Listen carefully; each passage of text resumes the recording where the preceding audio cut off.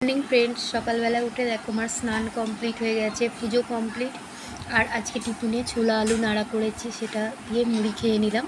এরপরে আজকে দুপুরে রান্না করব। চলো আজ দুপুরে কি রান্না করছি সেটাও তোমাদের সাথে শেয়ার করি। আর এখানে দেখো এখনো পর্যন্ত ঝড়ের হাওয়া চলছে, হালকা বৃষ্টিও চলছে, তার সাথে আমাদের এখানে অতিরিক্ত জলও জমে গেছে। চলো তোমাদেরকে আমাদের এখানকার জলটা আগে দেখিয়ে দিই। আর এই জলের সাথে আমাদের এখানে দুটো নতুন অতিথি এসছে। একটা হচ্ছে শালিক পাখি, যে খানিকক্ষণ বসে তারপর চলে গেছে। আর দুদিন ছিল আমাদের বাড়িতে একটা ছোট্ট গিরগিটির বাচ্চা। চলো সেটাও তোমাদেরকে দেখাবো। প্রথমেই তোমাদেরকে দেখিয়ে দিই, দেখো আমাদের একতলাতে কতটা জল জমেছে। মোটামুটি দুটো সিঁড়ি ডুবে গেছে, দুটো ঘর বাথরুম সব দেখো জলেতে ভাসছে। প্রচুর জল হয়েছে, প্রচুর জল। দেখো আমাদের মেন গেটের কাছে কতটা জল,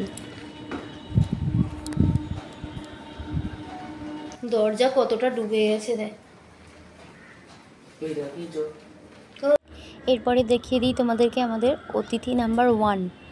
দেখো জল জমার কারণে এই সুন্দর দেখতে গিরগিটিটা এসেছে, যেটা দেখে আমার তো খুব ভালো লেগেছে আর বাবুরও খুব পছন্দ। ও তাই বলছে মা একে রেখে দিই।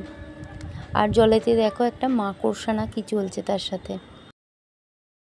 তলা থেকে ঘুরে এসে দেখো আমার আনাজ কোটা হয়ে গেছে আজকে দুপুরের রান্নার।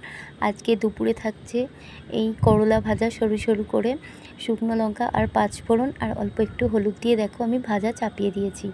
আর আজকে সাথে থাকছে লাউ, খানিকটা লাউ দিয়েছিল পাশের বাড়ির বৌদি। করলা ভাজাটা চাপিয়ে আমি লাউটা সেদ্ধ করতে দিয়ে দিয়েছিলাম। আর এখানে দেখো লাউয়েতে অল্প একটু আদা জিরে গুঁড়ো বাটনা দিয়ে দিলাম, তার সাথে অল্প পরিমাণে হলুদ রয়েছে আর টমেটো, আর পরিমাণ মতো নুন আর মিষ্টিটাও দিয়েছি। নুনটা সেদ্ধ করার সময় দিয়েছিলাম, আর বড়িটা আমি আগেই ভেজে রেখেছিলাম। আর একটা কাঁচা লঙ্কা দিয়েছি। লাউয়েতে ঝাল হয় না, তবু একটু স্বাদ হওয়ার জন্য আমি একটা কাঁচা লঙ্কা চিড়ে দিয়ে দিলাম।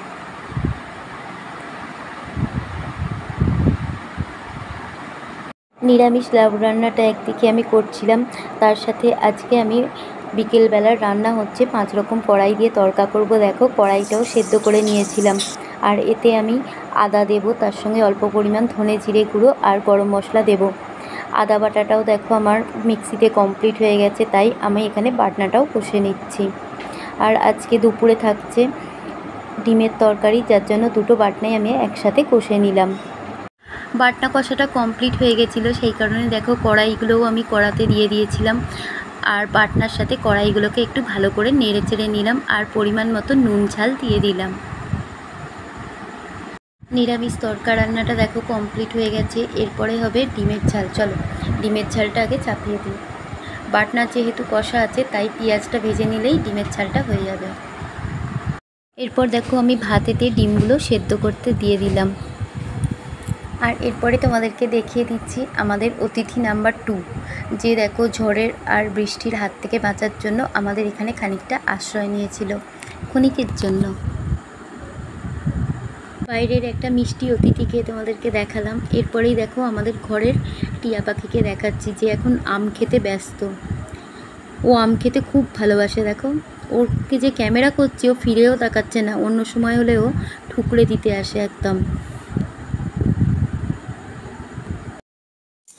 ভাতেতে ডিমটা সেদ্ধ করতে দিয়েছিলাম, ভাতও হয়ে গেছে আর ডিম সেদ্ধ হয়ে গেছে। এদিকে দেখো আমি পেঁয়াজটা ভাজা আরম্ভ করে দিয়েছি। আর বাটনাটা যেহেতু কষা ছিল, পেঁয়াজের মধ্যে কষা বাটনা আলু আর ডিম একসঙ্গে দিয়ে নেড়ে নিলাম। আর পরিমাণ মতো নুন ঝালও দিয়ে দিলাম।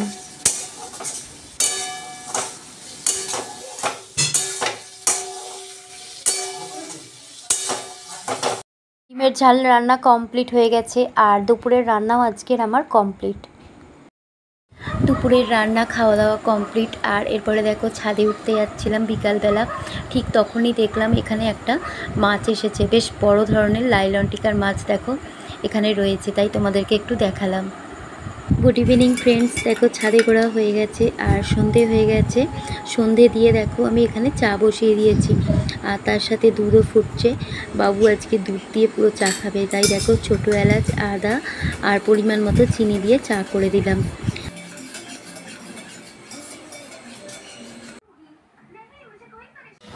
আর এখানে দেখো আজকে বাড়িতে বসেই চলছে পপকর্ন ভাজা। যেহেতু অনেকটা জল জমেছে তাই তোমাদের দাদা কাজে যেতে পারেনি, সেই কারণে ঘরে বসে এখন পপকর্ন ভাজছে।